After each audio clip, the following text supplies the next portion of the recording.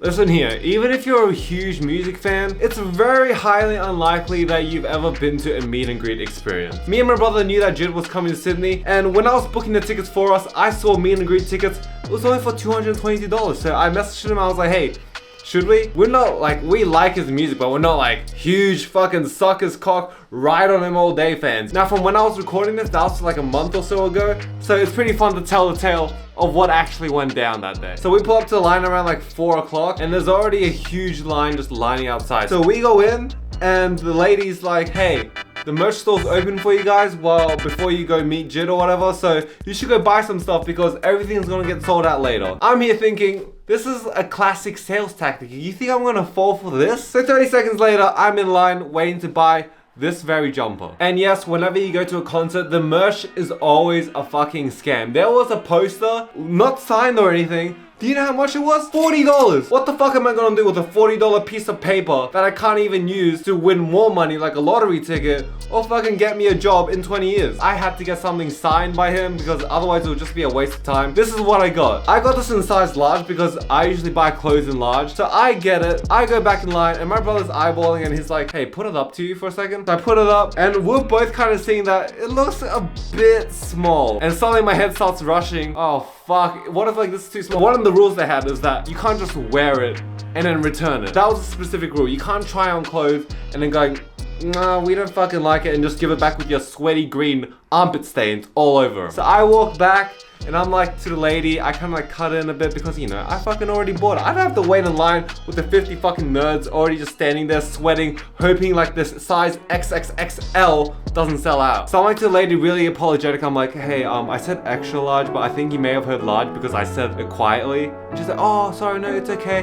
And she swaps it out and I'm like, yes, let's go, Grand Theft Auto, bitch. So eventually we go in and we're waiting, and eventually he comes out and the line starts moving again because, you know, he's talking to people. And fortunately, he's actually talking to people. He gives like a good like 30 seconds, 20 seconds of talking. I had no idea what to expect. I thought it was just gonna be like handshake or a fist bump or something and just like, okay, here's a photo, now fuck off. You fucking idiot. Why would you pay $200 for this? Just fucking go. You just paid for my dinner tomorrow. For all 5 of my friends. Please, piss off. That's what I thought it was gonna be like, but thank God he actually talked to people. And obviously the main concern I had was whether I was gonna handshake him, whether I was gonna dap him up, whether I was gonna go for the fist bump. This was 90% of the pressure and stress that was going on my brain as we were taking a step closer towards him every time. And I tried to see what was happening, but I couldn't really tell. So when it's my turn, I go up to him and I'm like, yo, and he's like, and I'm like, oh shit, and I just give him a fist bump. It makes sense because it's like a good like neutral ground for everyone, because otherwise these sweaty ass nerds, they're gonna be fucking casting like a fucking Harry Potter spell. They go, oh yeah bro, yeah, and he's just gonna be like, what the fuck? Don't try to be doing your 14-year-old friendship fucking hand dap up, fucking spank your ass, and then zip up, do a boogie dance, and then fist bump. Don't try doing that with anyone, any strangers, because that's not gonna work out. I'll be honest, it's really weird seeing someone in person that you've seen like digitally and like in videos and stuff. It's really fucking weird. But luckily he's a cool dude. We talked about like music and stuff and like how I perform live and stuff. And I was like, yeah man, really excited to see you perform. And sick photo. After that, you walk off, you get a signed poster, which is right here. I have it right here in the background. So if this was the stage, and this is the barricade, like that's the barricade. Me and my brother, we were up here, we were at the very front. And trust me, I don't think I will ever have another experience like that unless I wait like fucking 20 hours before like a concert opens and pack up my tents and then go in. Like, I'm not gonna be fucking doing that. I'm only there because I got to be able to. So a bit later, after he's done with like chatting with everyone, taking photos, he comes up on stage and you know, he like answers like a few questions from like the crowd and stuff. It was pretty cute, it was pretty fun. And then his DJ's guy, he played like a few unreleased songs. Let me be honest, I don't remember them. Like, I remember them being good. Does that count for something? I remember them being good, but maybe it's because I was fucking 2 centimeters away from this massive tower of speakers that were fucking blowing out my eardrums and aging my ears by 40 years. Now, let me paint the picture for a second. It's my brother and me, and next to me is like this Iranian guy. And you know what? He's super chill, he's super cool, he's kind of big, he's a big tall dude, and you know, we're chatting, and you know, we're having lots of fun. We talk about how phone batteries dying, we're both on like fucking 15%. The fact that we're starving because, remember this, we came in at like 4 p.m. and this show is meant to go on until 11. And the last thing we ate was probably lunch because what the fuck else are we gonna do? And of course they sold food at the bar, but you know what kind of food it was? It was like this tiny cans of Pringles. Yeah, like thanks. That will satisfy me, thank you. And let me just say this, if you have an opening act, make sure it's an opening act. Otherwise, don't do it at all because his opening act, it was his DJ. And he was just playing songs. It was okay, but come on, like you wanna play a DJ for your opening act, but the performance, super fucking sick. He's fucking a meter away from me when he's like coming to our side. I could literally just grab him and just kiss him on the forehead if I wanted to. Listen, I'm sorry, I tried, but I was fucking sweating my fucking tits out in that fucking jumper. Like, so anyways, the performance, it was sick. Even though we're at the front, because me and my brother, we're not like weaklings. We're not fucking scrawny ass nerds, you know what I mean? So we can like hold our own against the barricade. We can make sure like our spines don't fucking crumple like a Mortal Kombat fatality. Also kind of adds like a different intensity to the show. But then, 2/3 into the show, this guy behind me fucking launches his arm between me and my guy, old mate over here, the Iranian guy. He fucking just launches his arm between us and he's like holding onto the barricade and like, I'm getting fucking elbowed at this point. I'm like, what the fuck? And at first I'm like, okay, he's probably just doing this like while like the song is playing because like he's getting like fucking like pushed as well. And I'm like, okay, listen, understandable, right? Because after you're there for a while, you kind of have like a good scope of like who's around you. And like he's with his girl and I'm like, okay, he's just trying to like protect this girl, like making sure like she isn't getting crushed or whatever. But no, because once the song ends, his arm is still there between us, basically just like a bit like kind of just shoving me out at this point. Arm fucking stretched out like fucking Mr. Fantastic and be like, woohoo, yeah. At one point, I'm like, hey, do you mind moving back? And he's like, nope, sorry, I'm being pushed.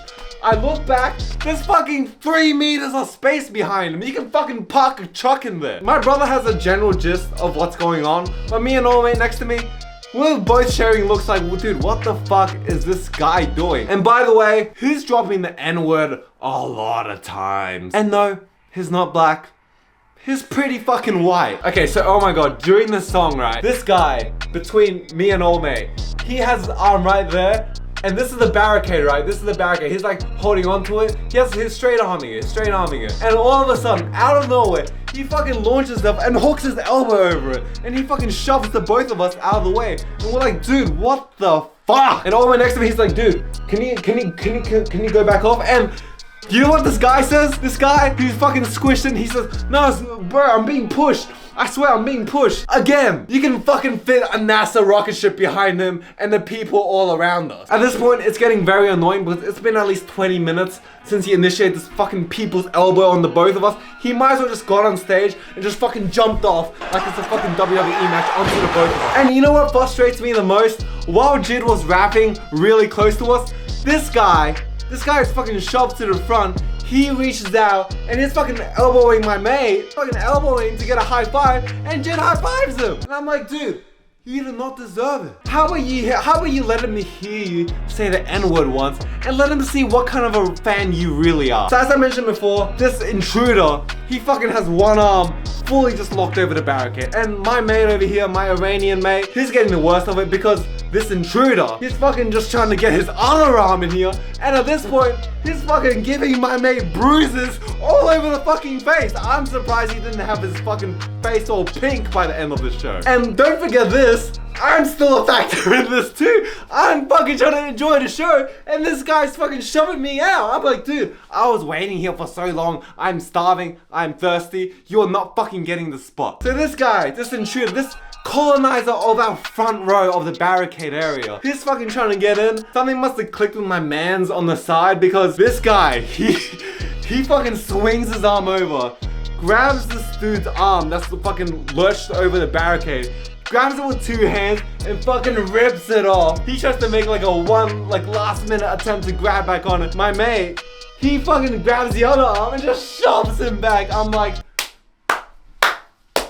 what a fucking hero. So this guy, this fucking nuisance of a creature, he's fucking falling in slow motion away from the barricades. and his girlfriend or whatever the fuck she was like, oh my god, no, it's okay guys, it's okay. Because she knew that if these two started a fight, my man's over here and this guy, my man's is winning by a landslide. Not even a landslide, maybe just like a fucking cliff slide. Now I can finally rest my arms on the barricade. Well, rest is kind of like an easy term. I'm still getting fucking plowed by like the fucking rampage of buffaloes behind me. It's way better than having some guy fucking just elbowing me in the face every 3 seconds. Old puts his fist up and I'm like, fuck yeah, man. Fist bump of the century, I would say. And after the show finishes, I say bye. You know what, good job on the situation. He's like, yeah man, it's no worries, that guy was being a fucking idiot. And I was like, I agree, I fucking agree. And yeah, that was my meet and greet experience. And if you thought that was good, give a like to this video, subscribe, comment down your worst concert experience or best one. I don't know. Andy Lee on Instagram, Andy Lee on TikTok, and Andrew Wintertime on Spotify. 10:15 in the open night, I can't help that I feel so lonely. How many times do I have to